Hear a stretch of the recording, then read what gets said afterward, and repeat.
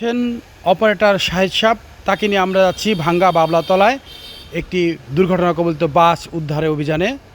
আপনারা ভিডিওটা দেখতে থাকুন। এটা ভাঙ্গা বাবলাতলা। এই বাসটা 4টা থেকে 5টা পোল্টি মেরে খাদের মধ্যে পড়ে যায়। আমরা আমাদের 30 টন ক্রেনটি নিয়ে ফরিদপুর থেকে যাই বাসটি উদ্ধার করার জন্য। 5টি পোল্ট্রি খেয়ে যেহেতু অনেক দূরে চলে যায়, আমাদের ক্রেনের রেঞ্জের বাইরে থাকে, তো আমরা পিছনের সাইডটাকে আস্তে আস্তে টেনে আগে রাস্তার সাইডে আনার পরে পরবর্তীতে আরেকটা যোগান করা হবে।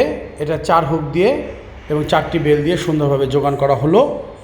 গাড়িটাকে এখন টেনে রাস্তার উপরে উঁচু করে তোলা হবে। আপনারা ভিডিওটা দেখতে থাকুন।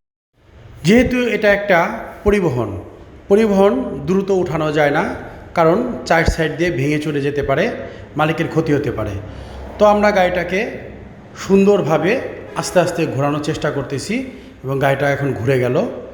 ঘুরে যাওয়ার পরে আপনারা দেখতে পাচ্ছেন গাড়িটা অনেক সুন্দরভাবে ঘোরানো হয়েছে। এখন রাস্তার সাইডে রাখা হলো।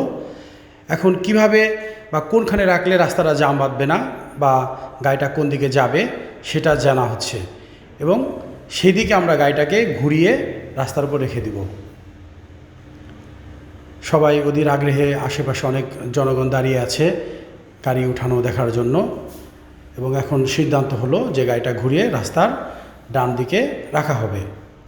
তো সেই সিদ্ধান্ত অনুসারে গাড়িটাকে ডান দিকে এখনই ঘোরানো শুরু করা হচ্ছে, আস্তে আস্তে ঘোরানো হচ্ছে। এই গাড়িতে স্পটে কেউ মারা যায়নি, অনেক লোক আহত হয়েছে, আমরা বিভিন্ন খবরে দেখেছি। তো যে গাড়িটাকে সুন্দরভাবে উঠিয়ে রাস্তার উপর রাখা হলো, আমাদের কাজ শেষ হলো। ভিডিওটা দেখার জন্য আপনাদের অনেক ধন্যবাদ।